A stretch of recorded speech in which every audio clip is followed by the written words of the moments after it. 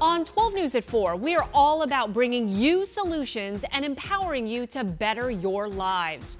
Every day, we bring some of the Valley's most experienced professionals to discuss trending topics on health, ways to save money and improve your financial life, the law, relationships. We even have an expert on pets.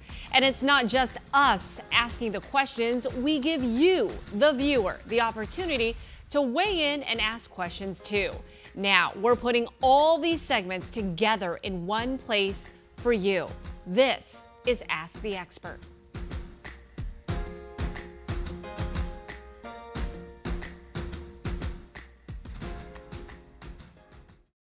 Well, right now, let's talk about red light therapy. It is all the rage right now. It's touted to improve wrinkles, redness, acne, and scars, as well as help with other medical conditions like sports recovery and injury prevention.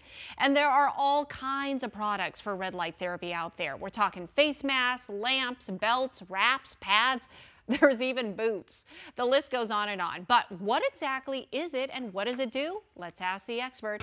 Dr. Sonal Harder is back with us once again. Okay, first off, explain how does red therapy work? Okay, so the red light is a visible light on the photospectrum with like the longest wavelength. Now here's what red light does. It penetrates our skin, gets into our dermis, and actually stimulates the cells, mitochondria, which is the powerhouse of our cells, and it stimulates the mitochondria to produce better quality collagen or fibroblasts or, reduce inflammation. So that's how red light works inside our skin. Okay, so you mentioned some of the benefits. Yeah. What else can it do? Okay, and that process, by the way, Tram, is called photobiomodulation. That's basically what it means. Yeah. Now, it can reduce actually scar appearance. It can help with acne treatment. It can actually help with wrinkles in long run, sun damage, also anti-inflammatories. So infrared rays actually help with muscle soreness and muscle inflammation as well.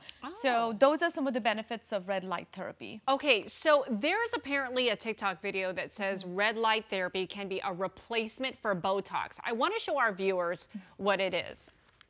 The red light will thicken the dermal layer and actually literally stop, wrinkles. One of the things that's involved in it is sort of just like the cells aging and breaking down on a macroscopic level, and red light treats that basically. So doing it now consistently forever is the greatest thing that you could do.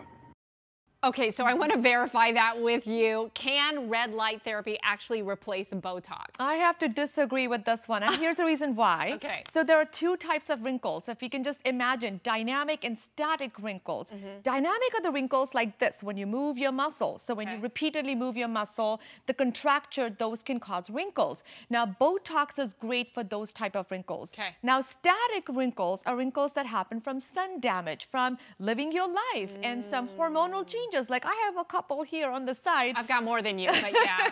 So the red light therapy, if done properly on a regular basis, can actually help reduce those type of wrinkles. So if you combine those two, that's actually ideal for skincare. Wow. Yeah. Okay, that's so interesting. Now, I know along with red light therapy, there's also blue light.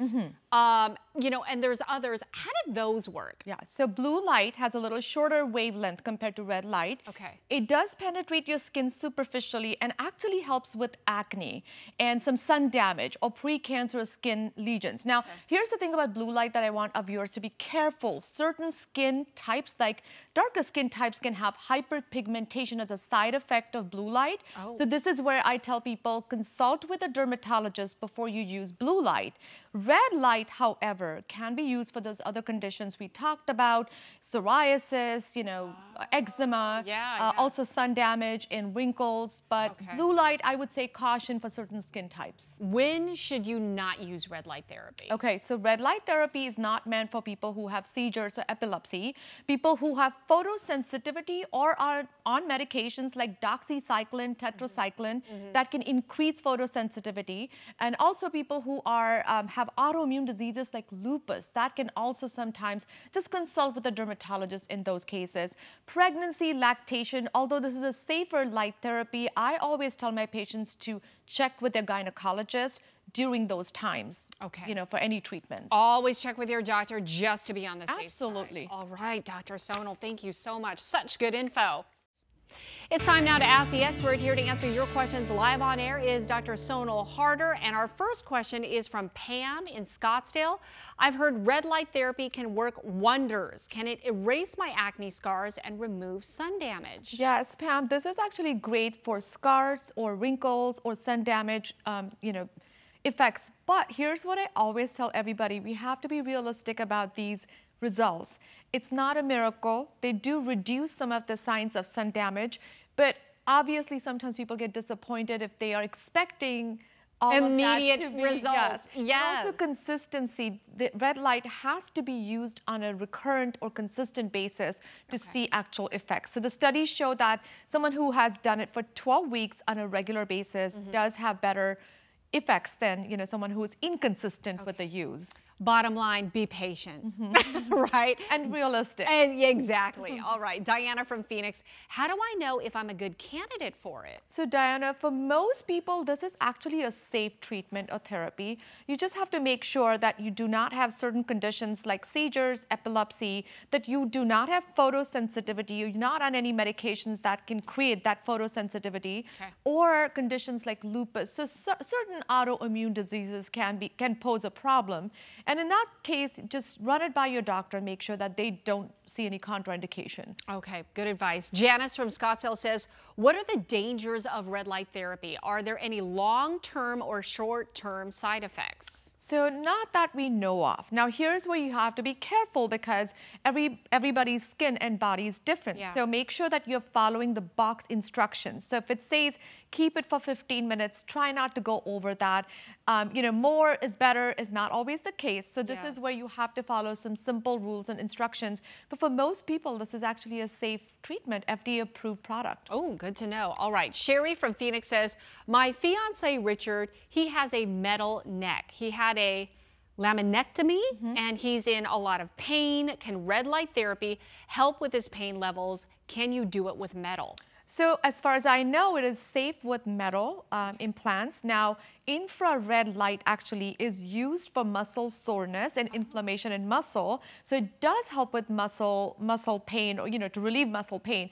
I always tell people they should always run it by their surgeons as well, just so that, because I do not know his full medical history, but I think it's safe with metal implants in general and helps with muscle soreness. Okay, good to know. Tina from Mesa says, is it a one-time treatment or do I have to go back consistently? Oh, what a great question. And it's not a one-time treatment. This is where you have to know whether it's home device or dermatology treatments. These are treatments that you have to go back and keep up with them to actually keep up the results. Okay, good stuff. All right, I know we have a lot more questions, so I'm gonna cut you loose. You're gonna go back to the green room. She's gonna answer some more questions via text. All right, thank you. That was so good. We have new details now on weight loss plateaus. According to experts, a plateau can occur around a year into dieting, but can vary, of course, from person to person. They happen when the body starts increasing hunger to make up for those lost calories. But a new study from a researcher with the National Institute of Health shows weight loss drugs can delay the plateau longer. And speaking of dieting, it can be extra challenging with the cost of groceries. Prices for food have jumped by 25% over the past 4 years, outpacing overall inflation of 19% during that same time period. And while prices of appliances, smartphones, and other goods have declined, groceries got slightly more expensive last year, especially for things like beef, sugar, and juice. So how are you supposed to eat healthy if you're on a budget? Let's ask the expert on this Money Saving Monday. Joining me now live in studio, Dr. Natasha Bouillon with One Medical. So what are some ways to save at the grocery store while still trying to maintain that healthy diet? Well, so many people think that it's expensive to eat healthy, and it doesn't have to be. So one thing I tell my patients is fill up your pantry with staples that are nutritious and also affordable. So things like dried beans and lentils, carrots, potatoes, onions, they're a great base for lots of different meals, and even eggs. So eggs were the victim of inflation, but they have gone down in price this past year more than any other product, although they are not at the prices they were in 2022.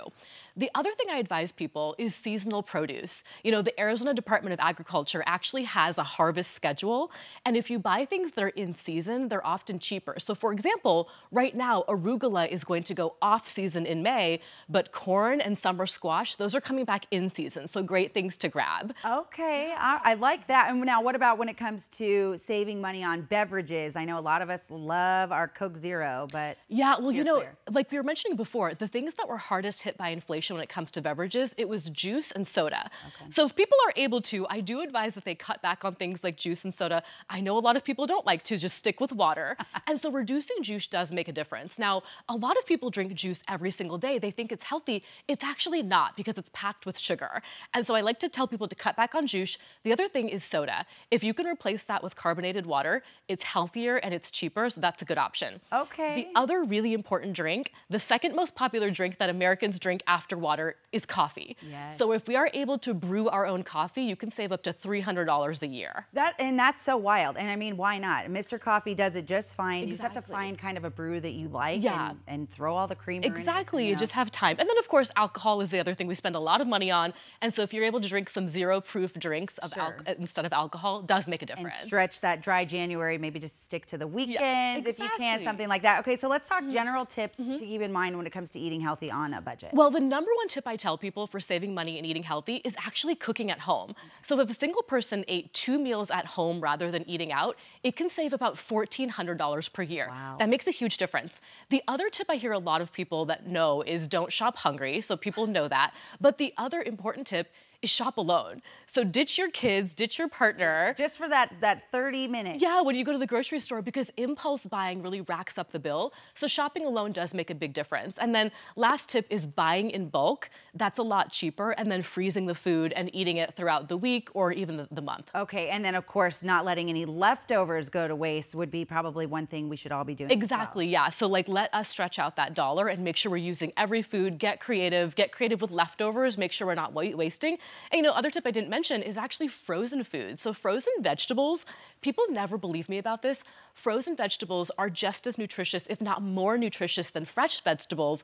And the reason why is those veggies are frozen right after they're harvested. They've got a lot of nutrition in there, whereas fresh veggies, they have to get transported. So frozen veggies are a great thing to reach for that people forget about. All right, it's now time to ask the expert yet again, Dr. Natasha Bouillon with One Medical Group, joining me here in studio to answer your questions live on the air. Our first question is from Philip in Phoenix. With the summer heat, what's the best way to keep food from going bad if you don't work in an office? That is a great question, especially on Earth Day. Yeah. So, you know, for a lot of people, you know, they end up wasting food because it gets spoiled. And so a couple things that I advise people in Arizona, make sure that if you're going around and you don't work in an office, have a cooler with you at all times. So that's a good way. The other thing is make sure you know what you're eating and where you're going. So, you know, you might be going out and about, you don't want to have food that's refrigerated. And so making sure that you have food that's able to be preserved when you're out and about makes a huge difference. But there is something called the 2-2-2 rule. Oh. And so it's this idea of food is usually good within 2 hours, or you can refrigerate it for 2 days, or you can freeze it, put it in the freezer, and you're able to use that for 2 months. And so being mindful as it gets hotter about when you need to eat food and when you need to store it away. Okay, Katie from Mesa asking, what's the best use for all the extra citrus from the past season? Oh, you know, we have a grapefruit tree and we had all kinds of grapefruits. I was giving it to my mom and all my mom's friends and everyone I work with. Citrus is amazing because you can actually freeze it. So oftentimes people will juice the citrus. Okay. An easy way to freeze it is put it in a little ice cube tray, freeze that, you can pop it out anytime. Other nice thing is if you don't have time to juice, I completely understand, you can freeze that citrus whole and you're able to thaw it and eat it when it's ready. Now, Really? the peel is not going to be good, so the peel will spoil, but the juice inside you're still able to eat, so freezing citrus is a great idea. The other thing is citrus has so many other, you know, things you can use it for. So I have patients that will take their leftover citrus and they'll use it for kind of aromatherapy in the house. So they soak it in water, create kind of your own aroma and blends. People will make candles out of it. Potpourri, all kinds of things you can do with citrus. It's such a great pungent flavor. Okay, love that. Louise from Sun City says, I do my own cooking, but how can I find out about preservatives in restaurant foods? I'm 87 years old. Yeah, this is great. I love that you cook at home, Louise, and it's very true. If you make a meal at home versus a meal in the restaurant, not only is it cheaper at home, but in the restaurant, it is filled with preservatives. There's often much more salt than you'd use at home. There's all kinds of sauces, creams, butter that you don't know about.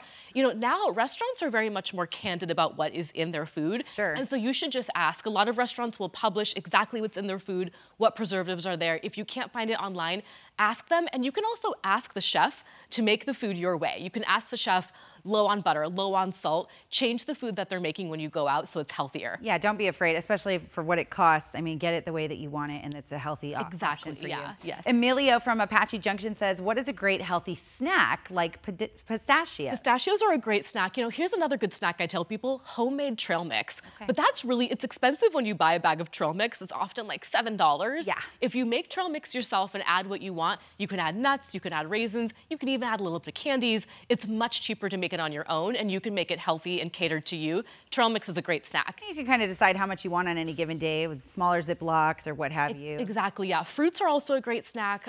Eggs are another one, and then cheese is another great one. So those are ones you can grab on the go. And then the other thing I tell people, hummus and raw vegetables, excellent snack. Okay, Anthony from Gilbert, is there a meal supplement that you'd recommend for the days when you can't stop to sit down and eat solid food? You know, meal supplements are really interesting because we generally don't recommend people just drink shakes or just have meal supplements altogether. Now, there are some instances when people are sick and they're not able to eat. There are things like protein shakes people can have, but what I really advise is people eat solid foods if they're able to. Now, if you don't have time to sit down and eat a full meal, a lot of patients will actually eat 3 small meals per day, or 6 small meals per day rather than 3 large meals per day. Certainly. So it's better to just eat small foods often on the go if you need to, rather than having a shake or an entirely liquid meal supplement. Those don't often have all the nutrition that you need. And even in that instance, you still need a refrigerator to keep it cool. You know, Yeah, just drinking a hot it's not protein easy, shake. and it's honestly, it's not saving you too much money, and it's really not always healthy because those meal supplements,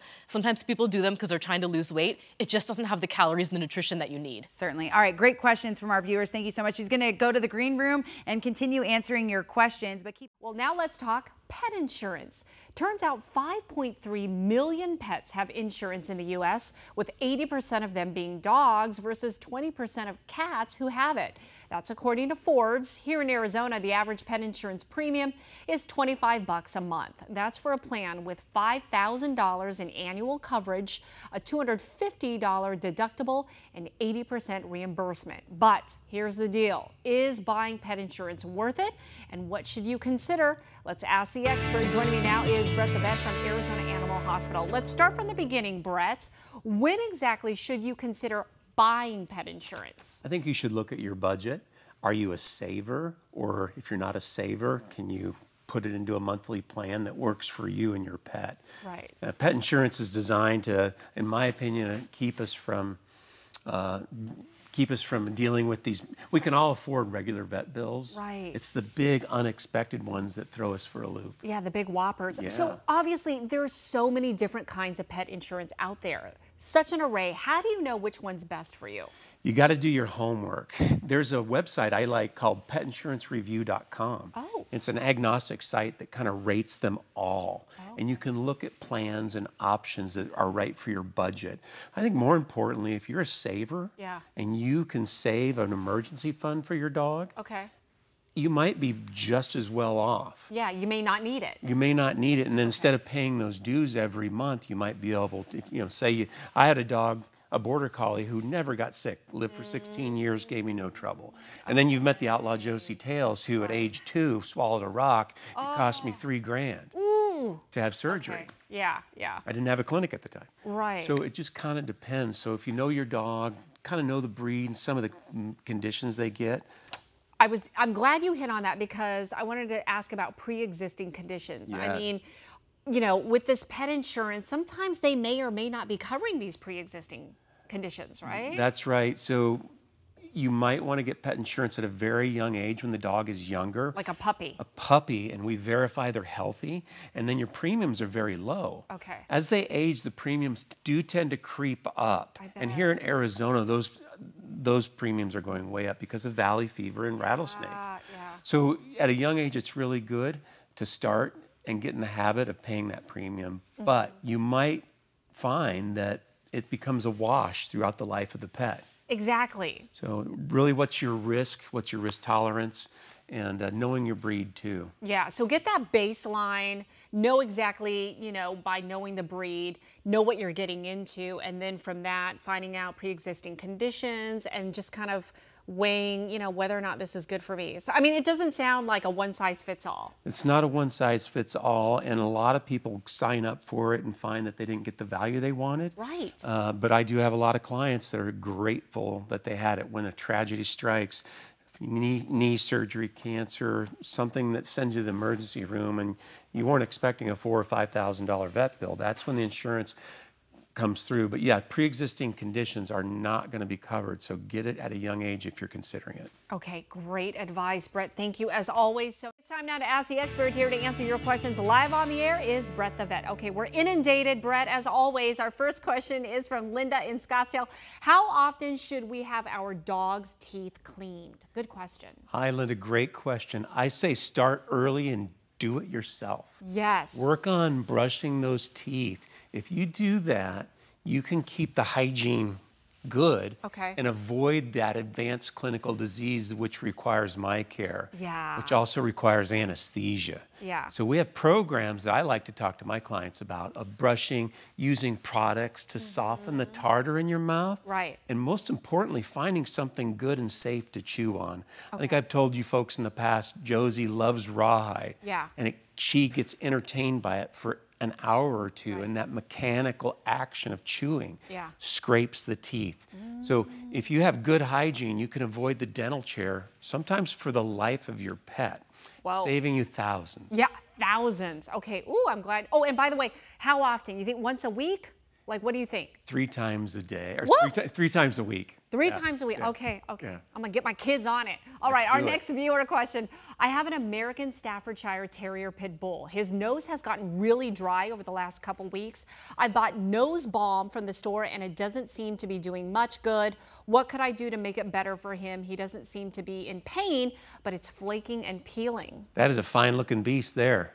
Look at him. I'll tell you what, this is interesting because you brought it up earlier with Ginger about the barometric pressures. Yes. Also with that are what we call the vernal transition or the equinox where the weather's changing and the nose is somewhat tied to that.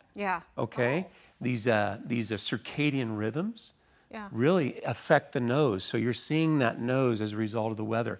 Now, keep rubbing the balm on it because there's nothing you can really do about it, but it is seasonal. We like to think it's seasonal. It'll get better with time. Okay. So just keep rubbing the nose balm or something else on there. Your dog just licks it off anyway. I know. Interesting. It affects not only humans, but our pets too. That's right. All right, Brady from Sholo, he says, I have a 7-year-old Schnauzer and Chihuahua mix. I put about 1 tablespoon of cottage cheese with his dry food each morning. Is that okay? I've never heard of dogs eating cottage cheese. Poor Brady, you only get 1 tablespoon?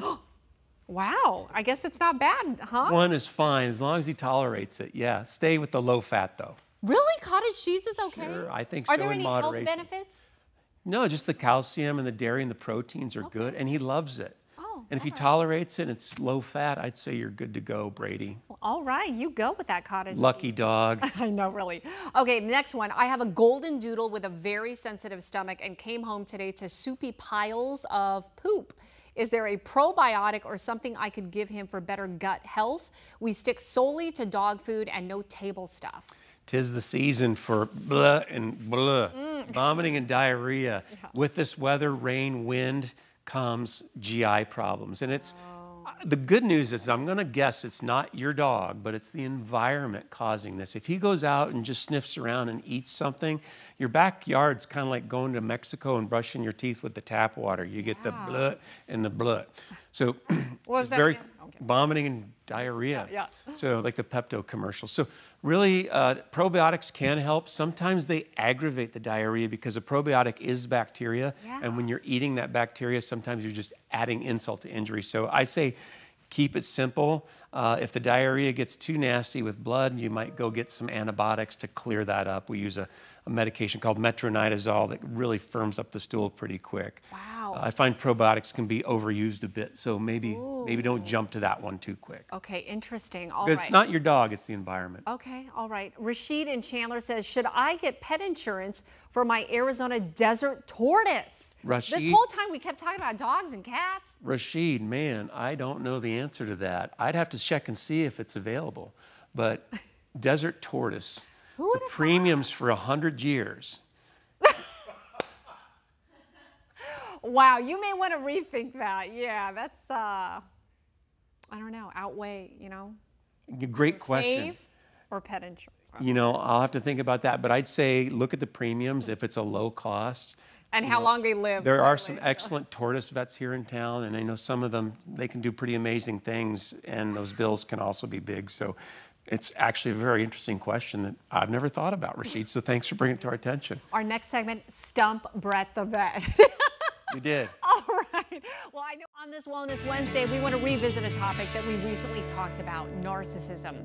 It's used to describe someone who's extremely self-absorbed, exhibiting traits like the need for validation and admiration, being egocentric, entitled, super sensitive, having a grandiose vision of themselves, and trouble self-regulating. And when they possess these traits, they may have what's known as NPD, narcissistic personality disorder. When we first talked about this topic, we had a big response and many questions from our viewers. So let's further the conversation and dig deeper on how not to fall into the narcissist trap. So joining me now is therapist Juliana Litton. Okay, let's start off with, what do you mean by the narcissist supply? What is that? Supply's the key word here. So just like the addict needs their fix or supply, the narcissist needs theirs. And it relates to when you give them the emotional reaction. When you do that, it's like it sparks it, the energy shifts, and they go into a new direction where they'll spiral you down. And before you know it, you're thinking, maybe it is my fault. Maybe that person's right. Right. Yeah. It's so like that reverse psychology that we were talking about before. Exactly. Yeah. So when there's a conflict, then what do you do? Well, it's very important that you want to respond, not react. I tell my clients, this is like where you're in the court of law. You know, your attorney will say to you, now, don't lose yourself here. We got to stay grounded. Don't get emotional. Yeah. That's really the key. And it can be so hard to hang in there with this. But you don't want to get them into this place where they've got you and you're not grounded. Okay, so give me an example. So instead of blowing up and just losing your mind, what you can do is you can say, you know what, I'm taking a time out. You very calm, you're like, we've been through this before. It's very A, B, C, D. I'm not going to go down into that, you know, trap or hole with you. I'm taking a break. That's it. Move away. That's it. And you can, but you just have to remember, when we start to get emotional, that's when we lose all of it, and they love to redirect it and take you down into that hole with them. That's so interesting. And you also talk about how we shouldn't defend ourselves. What do you mean by that? Of course, in the real world, we need to defend ourselves. Right. But what happens is, to a narcissist, when you're defending, they feel that you're criticizing them. And often they have gone through a life where they have been criticized, they have this void, they feel unworthy. So when they're in that place, they're going to make sure that if you're criticizing them, they're going to flip it. And they're going to make sure, no, this is your problem. This isn't mine. This is your problem. It makes us feel so crazy. Right. And we leave, you know, thinking, oh, is it? Like maybe it's me. Yes. Well, Okay. Then, okay, let's just say you are in a relationship with a narcissist. How then would you break up? And I see it all the time. I've seen so many women with this. And there are books written about this because it's so difficult, because they get you and they pull you back in. The best of the best can get taken in like this. So again, I mean, some people have to just almost say, I can't talk about this, but I'm leaving. I'm done. You've got to pay attention to how you feel, what's happening in your well-being, right? Can you really deal with this? And you're saving yourself many times, because families can get involved too. Some people say it's like, oh my gosh, she was in a cult. I had to try to go rescue her. So it can be severe. Oh my goodness. Okay. Well, time now to ask the expert. Here to answer your questions live on the air about narcissism is therapist Juliana Litton. Okay, up first, Beth says, every time I try to confront someone who seems narcissistic about their behavior, they get really angry and defensive. What should I do? Well, yes, they do, because they're just looking for that supply, right? They want to just pull that right in from you, and that reaction is exactly what they need. Right. So as we talked about on this segment, you need to make sure you're not reacting, you're responding as best you can, and right? And calmly and that kind of thing. But I tell you, it's hard to break that habit. If they really are, it's very difficult. Right. But you've got to remain calm and grounded. Okay, Sarah from Scottsdale says, how do you heal from trauma when the other person isn't involved in the healing process? Oh, I love this question. Yeah. This is so great because you know what?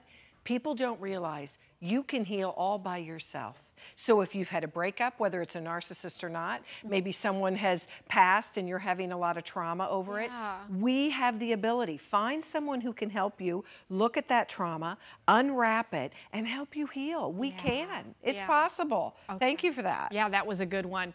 This viewer says, I've developed complex PTSD from living with a narcissistic family my whole life. Ooh, this is interesting. Family. We didn't talk too much about, you know, the whole. How would someone recover from living with family members like this? Well, that's the key word that we just said here is trauma. That's very, very difficult. I say you need to get with someone who specializes in this kind of work and really moving through some of that trauma, venting it, processing it. You can heal. People do it all the time. You can. So that's the good news. But get help, get support. Yeah, absolutely. Jill says, my partner is really narcissistic and I've had enough of it. I've tried to break up before, but it just turns into a blow up and I start pushing it to avoid the confrontation. What do I say to end this for good? Yes, and this is the thing that's really tricky. I've known some people that just leave because they can't, it's a cycle. And it keeps happening and keeps happening. You need to look at what's happening with your well-being. And if you cannot do it, you do need to get out because it can really affect so many facets of your life. Yeah, no kidding. Okay. And get help, again, support. Absolutely. It's definitely needed. Juliana, thank you so much. I know we have more questions, and so you're going to go to the green room and answer them. Thank you. All right, more breaking news right now. We have just learned initial court appearances for the so-called fake electors are scheduled for May 21st, according to the attorney for 8 of the 11 electors. We first broke news of the charges yesterday on 12 News at 4. An Arizona grand jury indicted 18 people for their roles in an attempt to overturn former President Donald Trump's loss to Joe Biden in the 2020 election. In this indictment, 11 Republicans were named, including Kelly Ward, who was the Arizona Republican Party chair, her husband, 2 lawmakers, and a former Senate candidate. They are each charged with 9 counts of conspiracy, fraud, and forgery. 7 other people were indicted, all of them connected to the Trump campaign. They included his former chief of staff, Mark Meadows, and lawyer Rudy Giuliani.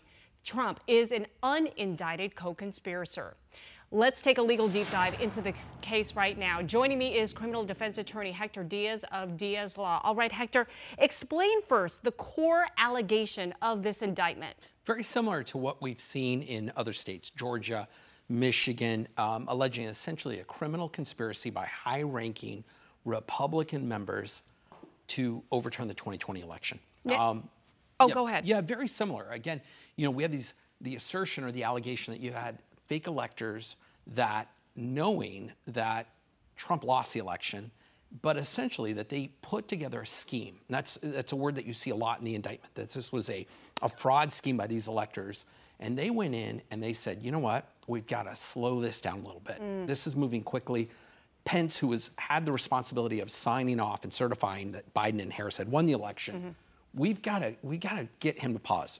Right. And so the allegation is that they then submitted to Congress a letter that they all signed acknowledging that, in fact, the 11 Trump electors are certifying the election for Trump. Okay, so that's the 11. However, what was interesting was that Trump, as we said, is an unindicted co-conspirator along with 4 other people. Why are they named in this indictment? Because we all saw the descriptions of what they did. Right. It is interesting. You know, this is different than in Georgia, for instance, where he is indicted. I think here, the Attorney General, I think this is strategic. I think that, one, they recognize that Trump is dealing with these issues in other states and, you know, let those other states deal with it. And here we're going to essentially wait and see what happens also with the immunity issue that's being played out before the Supreme Court. But not to say that they can't bring him in later. Right? Okay. And so what you could see here is that the AG starts to have conversations with some of the lower level individuals here to see if they might flip, meaning will they turn state's evidence and now serve as a witness for the government against Trump? Okay, so when it comes to fraud cases, my understanding is that the prosecutor has to prove intent. So let's just say, what if these folks sincerely believed that they were doing the right thing, that they were told that they were signing a document that was legal? Would you use that as a defense? You're definitely going to look at it. That's, I think, one of the first areas that a lawyer, criminal defense lawyer for these individuals is going to dive into and say, tell me what was the understanding? What was the logic? Right. They're going to look at emails, text messages to be able to establish what was the rationale, what was going on. Some of these individuals are going to say, we legitimately believed that there was a challenge to the election. We were hearing that there was fraud happening here in Arizona, and we believed that the only way to contest this is by the actions that we took, which go to their intent. And so it's going to be interesting. No doubt the prosecutor, in this case, now we've learned there's been a grand jury investigation for quite some time. They've been looking at this. They're also anticipating that these issues may come up, and they're trying to figure out how can we undercut those arguments. Real quick, do you think they could face jail time? You know, again, unlikely. The offenses are very serious. They are very serious. These are Class 2 felonies. The court has the inherent authority to give, I think, the middle term, we call it the presumptive term, 5 years in prison. So again, not undercutting that these are serious offenses, but first-time offenders, these kinds of white-collar offenses, as we call them, probably not, you know, prison isn't on the table. All right, Hector, thank you so much. Time for another legal deep dive into another case that drew national attention. The Arizona rancher accused of shooting and killing a migrant last year. After more than 2 full days of deliberation this past Monday, the case ended in a mistrial. The jury could not reach a verdict in the trial of George Kelly, who was facing second-degree murder charges. Prosecutors tried to prove he recklessly fired an AK-47 rifle toward a group of migrants that ended up killing 48-year-old Gabriel Quinn Budamea. That trial began on March 22nd and included jurors visiting Kelly's ranch near Nogales in Santa Cruz County. A status hearing is scheduled for next Monday. Criminal defense attorney Hector Diaz is back. Hector, are you surprised that this ended with a hung jury? No, I'm not. Actually, I mean, I think this prosecutor, if they're going back into, you know, their kind of deliberations now in terms of how to handle this, they're probably looking at this thinking, hey, you know, this could have been the other way. It could have been a not guilty based on what, you know, some of the jurors coming out and some of the information that is being reported, that these jurors may have been 11-1 not guilty. Right. It boiled down to that one juror who held out. Yes. Who held out and said, no, this person is guilty. So, you know, I think there are a lot of factors here, at least in the reporting and the information. They didn't find the bullet that ultimately killed this individual. You know, he had raised concerns of self-defense, that he was protecting his area, that there were shots fired at him. There was this other issue of maybe somebody else shot this individual and not him. So there were a lot of notable factors, and I think something that can't be lost also in this equation is where this trial occurred. Yeah. This is close to the border. You know, you're going to have jurors that are very, very familiar with what's going on there at the border, right, and see these issues every day. And so that's something that, you know, the defense probably weaved in to their defense and in their, you know, opening statements and closing arguments. So, yeah, it's interesting. What was also interesting to me and notable was the fact that these jurors made the trek to George Kelly's ranch. That was interesting because I wondered, you know, how often does that happen in a case when the jurors will physically go to the location? And do you think that that was a reason for this mistrial? You know, it factors in with the court's approval, right? The court has to approve this to allow the jury to get a sense of how this could have gone down. Right. The space, the area, the remoteness of it. It is. I mean, I think that this probably bode in the defendant's favor here when they got out there and were able to see and place themselves in that situation and imagine what was it like when this was going down for this individual. Right, right. All right, Hector, thank you so much. Time for another legal deep dive into another case that drew national attention. The Arizona rancher accused of shooting and killing a migrant last year. After more than 2 full days of deliberation this past Monday, the case ended in a mistrial. The jury could not reach a verdict in the trial of George Kelly, who was facing second-degree murder charges. Prosecutors trying to prove he recklessly fired an AK-47 rifle toward a group of migrants that ended up killing 48-year-old Gabriel Quinn Budamea. That trial began on March 22nd and included jurors visiting Kelly's ranch near Nogales in Santa Cruz County. A status hearing is scheduled for next Monday. Criminal defense attorney Hector Diaz is back. Hector, are you surprised that this ended with a hung jury? No. I'm not actually. I mean, I think this prosecutor, if they're going back into their kind of deliberations now in terms of how to handle this, they're probably looking at this thinking, hey, this could have been the other way. It could have been a not guilty based on what some of the jurors coming out and some of the information that is being reported that these jurors may have been 11-1 not guilty. Right. It boiled down to that one juror who held out. Yes. Who held out and said, no, this person is guilty. So, I think there are a lot of factors here, at least in the reporting and the information. They didn't find the bullet that ultimately killed this individual. He had raised concerns of self-defense, that he was protecting his area, that there were shots fired at him. There was this other issue of maybe somebody else shot this individual and not him. So there were a lot of notable factors, and I think something that can't be lost also in this equation is where this trial occurred. Yeah. This is close to the border. You're going to have jurors that are very, very familiar with what's going on there at the border, right, and see these issues every day. And so that's something that the defense probably weaved in to their defense and in their opening statements and closing arguments. So yeah, it's interesting. What was also interesting to me and notable was the fact that these jurors made the trek to George Kelly's ranch. That was interesting because I wondered, how often does that happen in a case when the jurors will physically go to the location? And do you think that that was a reason for this mistrial? It factors in with the court's approval, right? The court has to approve this to allow the jury to get a sense of how this could have gone down. Right. The space, the area, the remoteness of it. It is. I mean, I think that this probably bode in the defendant's favor here when they got out there and were able to see and place themselves in that situation and imagine what was it like when this was going down for this individual. Right, right. All right, Hector, thank you so much. Thanks for watching. Be sure to follow our YouTube channel for more content and watch the Ask the Expert segment weekdays at 4 p.m. and right here on our 12 Plus app.